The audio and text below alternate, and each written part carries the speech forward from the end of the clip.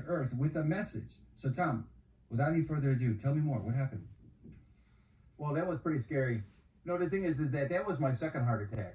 I had a heart attack prior to that at the age of 45, and it was in the second chamber, which is the lower part of the second chamber, which meant is that I still had functional heart muscle, and I was able to get back to regular life. But then God was warning me. He was warning me, saying, "Listen, this time don't dilly-dally on your way to the hospital," because I had my fiance drive me at that time, and don't dilly-dally this time. And for like 6 months, I kept on hearing this message. And then I, when you have a heart attack, they tell you got to change your life. You have to now watch what you eat, and you need to exercise additional to what I was doing at work.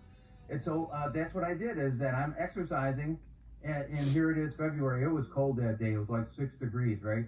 And I'm in the health club that was in my area. And I'm on the treadmill, and I'm doing my regular routine, and then all of a sudden my heart started to hurt, and I'm thinking, oh boy, here we go, right?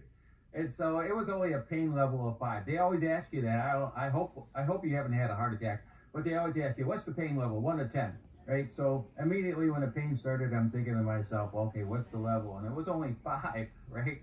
Only 5. So I finished my workout. And then now it's snowing heavy, those big, beautiful snowflakes that you have. So I went out to the car, and I went home, and I decided that at this time I'm married. I'm now 54 years old when the second heart attack is about to happen. And I'm up in the computer room, and my wife and I are discussing what course of action to take, if any, right? Let it wait out. And then all of a sudden I got emotional. And then it closed, and I told her to call 911. And so she got up and she went downstairs for the phone. And then, stuff like bizarre stuff happens when you're going through a crisis, right? All of a sudden I thought to myself, well, I don't want to have my credit cards in my wallet when I'm at the hospital and somebody could steal them. I mean, is that like bizarre, right? So I'm up there having a heart attack, taking the credit all cards things out to of think my about. wallet.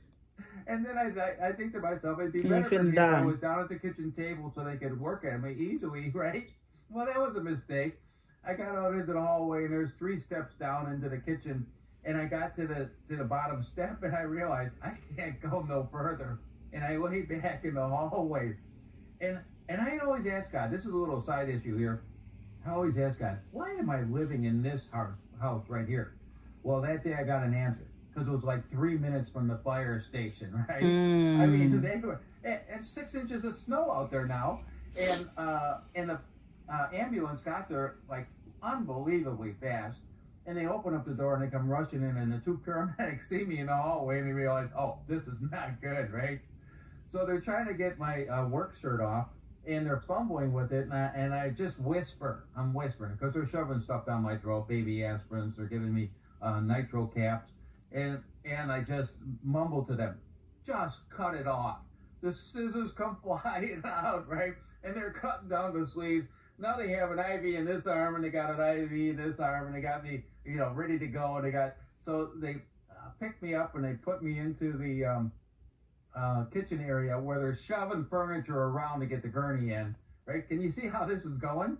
And so they get me up on the gurney, and my wife rushes over, and she tells me one more time, Tom, I love you. And in the interim, the police department had arrived as well. And these guys are awesome. They're out there shoveling the snow to make it easier for the gurney to get to the ambulance. All right, so I've had a lot of family members die already.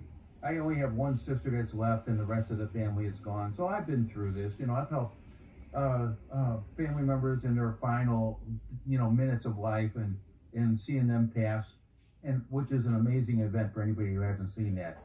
Is that Wait, one what? minute they're there, and then when the How's that spirit leaves, amazing, they're bro? not there, and you can tell. So I've had this experience, and so I'm on the gurney. Snow is falling on my bare chest, right? It's 6 degrees. What a sight. I'm telling you, they're loading me into the ambulance, and and they push me in, and I think to myself, they're closing the doors, and I'm thinking that they can't close the And doors I fast think enough to because the myself, pain, of the heart attack was so oh, intense. It's unbelievable. no. And So the doors closed, and then I decided I'm going to look to see if the light is coming. Right? People always say the light's coming. So I'm looking up into the corner of the ambulance because when my sister Sandy was passing, she kept on looking up into the corner of her room, her hospital room. She's like this, and she would smile. She's seeing somebody up there, right? And so I'm thinking to myself, well, hey, why not get ready? So I'm looking up in the corner of the ambulance, and perfect. there's nothing there. And then, Not the container. I say Not this, the container is perfect. I'm moment not talking of about the clarity container. came, I'm talking which about the I taste, love moments of the clarity. texture. KR, can you simmer it again? Yes. KR, made eggnog, y'all. Clock it. Put some clocks in my chat, y'all. You're live? Is that bizarre? You're live? I wasn't looking for it. You're I live? wasn't even thinking Yes, about it. ma'am. And there I was. So far, I've lived a good life, which was true. So they closed the doors and they started on the way to the hospital, and we get to This is how you know it's the thick. local golf course. And all of a sudden, I'm telling them, Perfect. they're in there and they're working Put it in the pretty, freezer. feverishly. And here's a side issue. I'll come back to that. I'm approaching the 20th year anniversary of that heart attack. My intent is to go back to the fire. KR, if we order an Uber to your grandmother's house, to your nana's house, you might just be broke. Would you like to do that? I'm going to tell you, they're all feverishly doing this and that, and I'm telling them, I'm laying there, right? And I'm telling them, it says, hey, I got fire rolling up my legs, right? And it was pretty hot. I've already had 2 morphine shots. If you order a lift, Lyft, an Uber to your nana's house, you might just have no money. Would you like to do that? Did I say I Now, wanted to here's do where it? the apostle I'm asking Paul's you if you would like definition to. Why would I of the want? rapture Why would I in the want twinkling of an eye, to have right? That's why we don't spend One money for an moment I'm Uber. in the ambulance, That's why and the we next moment I do it. above the ambulance. We Because do when what they we go, can the way they we can stop. do it. They don't progress. They work on you while you're coding. And so the ambulance is stopped, and I was in the body, and in an instant, without any notification or notice at all of movement. Now I'm above the ambulance, and I'm in the afterlife. I don't know it at this time because I've had experiences before, but I'm looking around and I'm thinking, man, that's like peaceful up here, right? And it's kind of like a twilight state. It's not bright, it's not dark, and I'm looking around and I'm just not really doing much of anything of assessing because it happens so fast. And then off to my side, my right side here, I hear the voice of God begin to speak to me.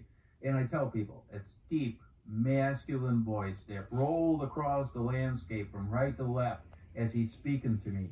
And he said one sentence that I have committed to a memory verbatim. And this applies to every Christian